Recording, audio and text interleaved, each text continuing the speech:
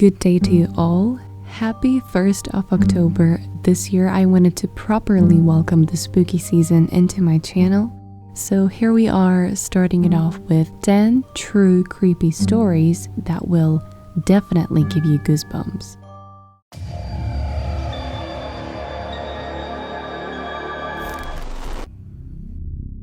One day when my daughter was 2, we were having a typical terrible twos moment. She was throwing a bit of a tantrum for about 5 to 10 minutes, and we couldn't get her under control. After some point, she rather suddenly stopped and started staring at the wall. She then started lightly giggling. It was weird. One second she's crying and screaming, and the next she's smiling and happy. Then she starts saying, "Funny lady," over and over. We asked her who she saw, and she pointed to the wall and again said, "The funny lady." When we asked her to describe who she saw, she described my deceased grandmother. I mean, exactly described her. She had never met her, and I don't think had ever even seen a picture. Not that a 2-year-old could remember a picture. I am not much of a believer in the paranormal, but I know for sure that my daughter got a chance to meet my grandmother, and that makes me happy. When I told this story to my parents, they didn't seem as shocked as I was.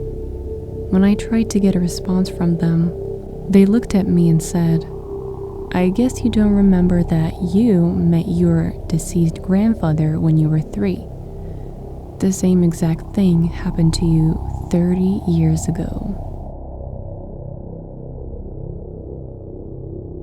I'm currently a janitor at the gym. We have a stairwell that leads down some stairs to a door that doesn't open because we lost the keys years ago. One night, there was a loud banging sound coming from the door. Sounded like someone was banging it every second for a couple of minutes. I stood at the top of the stairs and listened and watched, and it stopped. It started up again a few minutes later. I went back up there to see, and it stopped again as soon as I got there. Told my manager the next day and had a locksmith come in. He got the door open, and it's just an old supply closet that's empty. Every so often someone hears a banging sound coming from the door at the bottom of the stairs. When my family hit hard times, we had to move into a small house where our uncle had recently shot and killed himself. He had done this because of his depression after his wife had overdosed on pills and died the summer before. It all happened so quickly that when we moved in, there was still a bit of blood in one of the rooms. But on the 3rd or 4th night of living there, my sister and I, who were sharing a room in the tiny house, were awake in our room playing video games at around 1 to 2 in the morning when someone knocks at our door. We didn't think anything of it and shouted for whoever was outside our door to come in. No answer. Another knock. We stop and stare at the door, and another knock comes, and the doorknob does a full rotation and snaps back as if someone turned it and let go very quickly. I get up and open the door, expecting to see one of my other sisters or my mother, the only other people in the house. I opened the door and stared into an empty hallway. I walk down the hall and peek into the other bedroom. My 2 younger sisters and my mother are both fast asleep. Growing up, my bedroom was the only one that faced the front of the house and the street. When I was about 8 or 9, I woke up to my dad calmly but firmly telling me to get up, go in the bathroom, and shut the door. I was annoyed because I was half asleep, but I listened. Apparently, I was more tired than I realized because I fell asleep on the bathroom floor. The next morning, I asked my mom what happened. She seemed oblivious and confused. I looked at my dad like she was crazy and I asked him why had he woken me up. He denied doing it. I was becoming frustrated to the point of tears, but I ultimately let it go. Fast forward to college, I was home one break and I decided to ask again. I had thought of that night off and on for years, and it still bothered me.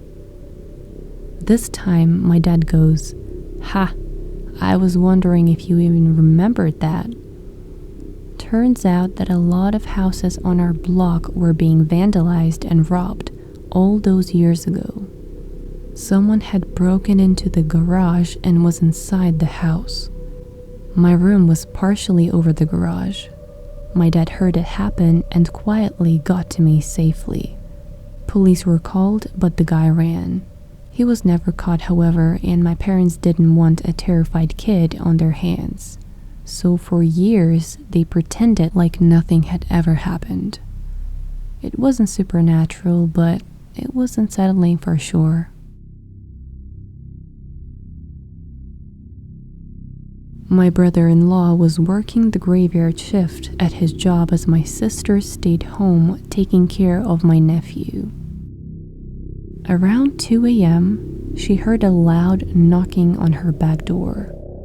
She went to go check it out and saw a lady banging on the door asking for my sister to let her in. The lady told my sister that her husband had just beat her down the street and was looking for her. My sister was hesitant to let her in since she had a newborn in the house and didn't want to interfere. She told the lady that the best she could do was to call the police for her. The lady told my sister to not call the police and to let her in. This is where my sister got suspicious. She went to get her phone and called 911. When she went back to the door, the lady was gone. The police arrived a few minutes later and they told my sister that the same situation happened a few streets down. Apparently, the couple would do this act to get into people's homes. I'm sure this is very common, but having it almost happen to my sister and my nephew just creeps me out. When I was in high school, I had a lot of these experiences. At the house my dad lived in at the time, it was really old, built in the early 1800s.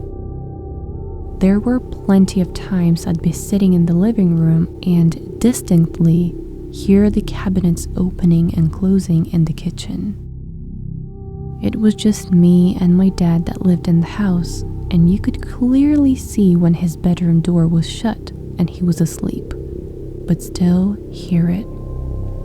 Normally my dad worked 7 to 3, but occasionally worked a PM or overnight shift. One night he was working until 11. I was 17 at the time. Around 8 or so, I'm sitting in my room playing Borderlands and think I hear footsteps coming from the living room, which was adjacent to my bedroom, and just assumed that my dad is home early, then just go back playing Borderlands. I keep hearing the steps, so I pause the game and listen, and the footsteps are just slowly pacing back and forth between the living room and the kitchen in a steady rhythm. I laid in bed scared and actually counted the steps. Every time it took 15 paces to the living room, 15 back to the kitchen. Needless to say, I did not sleep that night. When I was around 16, my rapidly growing family finally moved from the house I had spent my entire life in. As you would expect, we spent a lot of time fondly remembering things we used to do in the house as we were packing everything up. At some point, I decided to go into the downstairs closet with a flashlight and read, something I used to do when I was younger to get some peace and quiet. Now, This is one of those deep closets that goes under the stairs. It went back around 8 feet and then had a left turn into a very low, maybe 3-foot high space. The space was largely occupied by a mountain of old blankets and stuffed animals. Of course, this is the most fluffy spot to sit and read. About an hour in, I shift a little to get comfortable, and I hear a low, slow, warped, hoarse voice say, "You always make me happy." I flipped out, hitting my head on the low ceiling and practically broke the door down getting out. After hyperventilating and explaining to my family why there was no color left on my face, I went back to see what it was. It was my stuffed little bear from when I was 3 or 4 years old that I happened to lean on just right to press his belly. When I pressed his stomach again, though, nothing. This poor bear I hadn't played with since I was a toddler used the last of its power, used its dying breath to tell me I made it happy. In my head, to myself, I thought, "You make me happy too, little bear." I was sitting at a desk in front of a good-sized window, reading a binder. Sort of had that feeling like someone was watching me, so I looked up, and there was a face pressed to the glass. No idea how long he was there before I looked up. I ran out the foyer where there is a glass door on the porch that should be locked. And it wasn't. He started shaking the door trying to get in. I ran to the next room and he just followed me from window to window around the house while I was on the phone with the police watching my every step. They unfortunately didn't catch him that night, but he came back the next night, and then they caught him. One of the duties at the mortuary I worked for was nighttime body removals. One night, my partner and I showed up around 2 a.m. to grab the paperwork for our removal.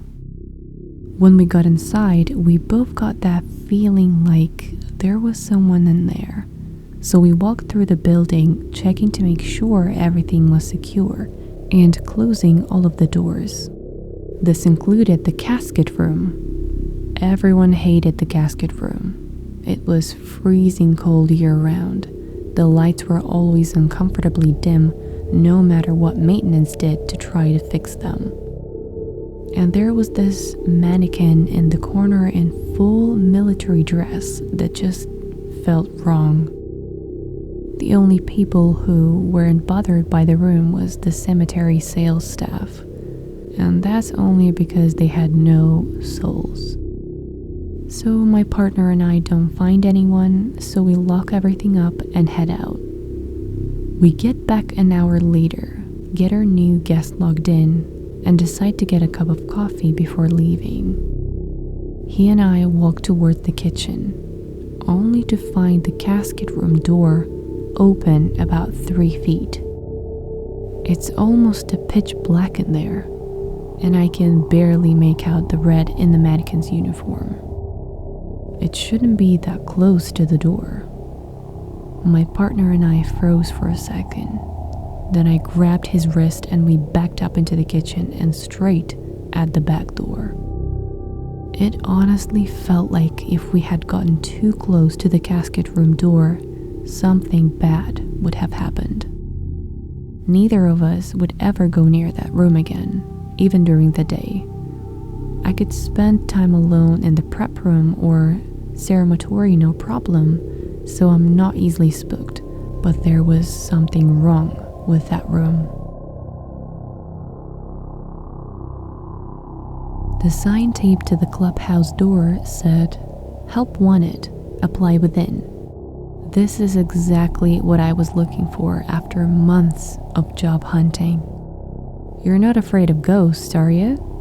The man laughed. "No, of course not," I said.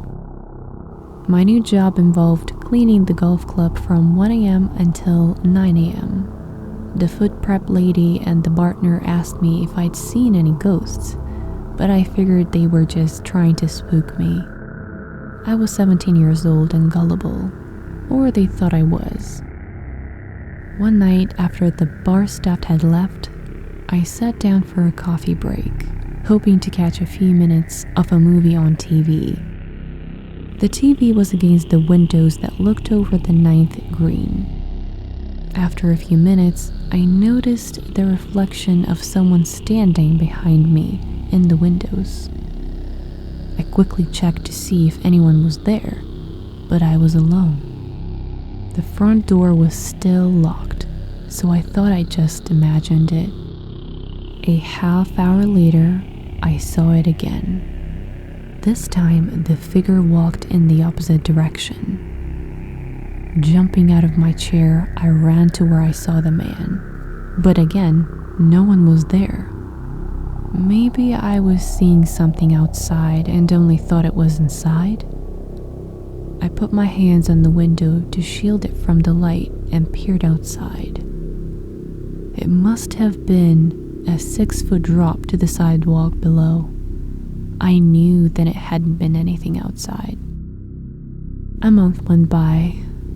One night, I heard water running in the kitchen. I opened the kitchen door to see the sink taps were on. I had finished washing the kitchen an hour before, but hadn't used the sink.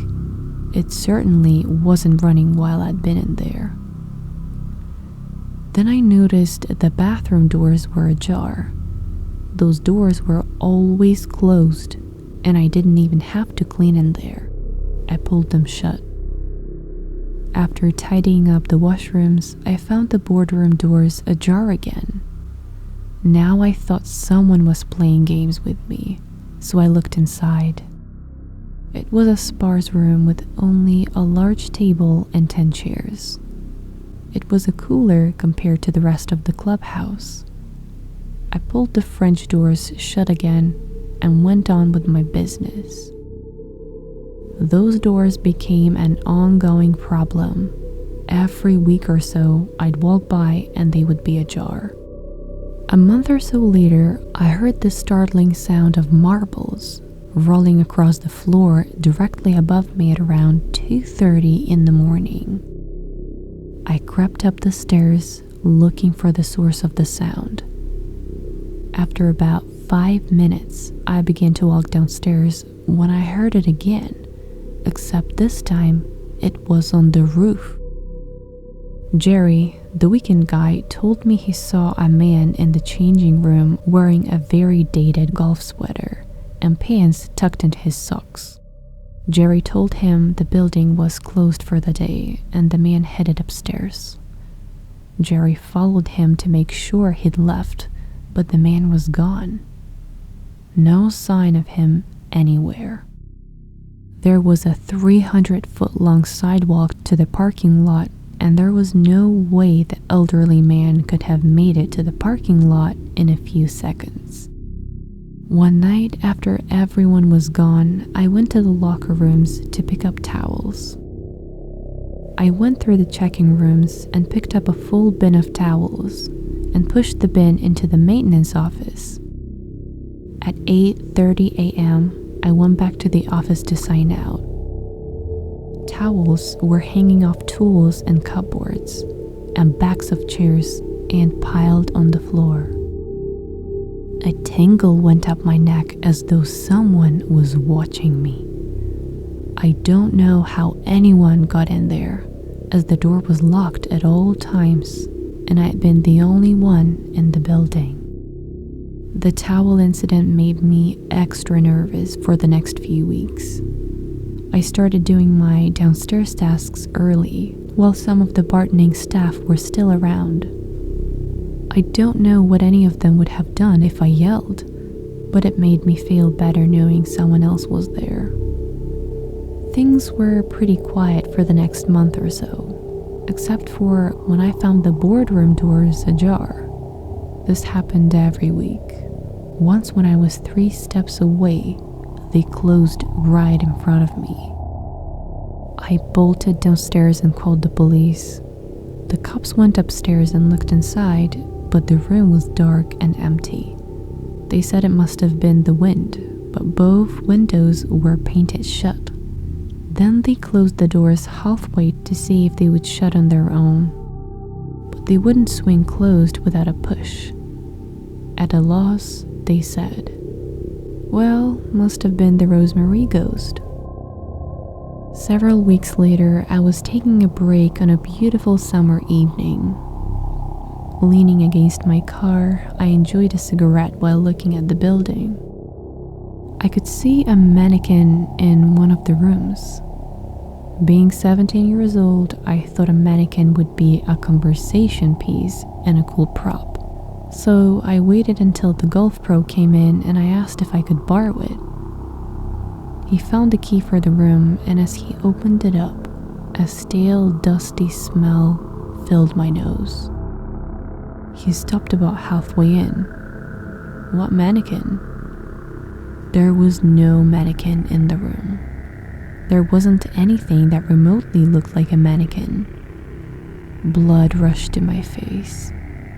"Sorry, I guess I made a mistake."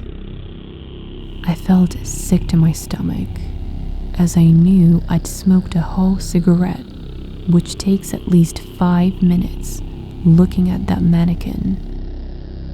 It was pale white and didn't really have any features, just a head and shoulders and torso.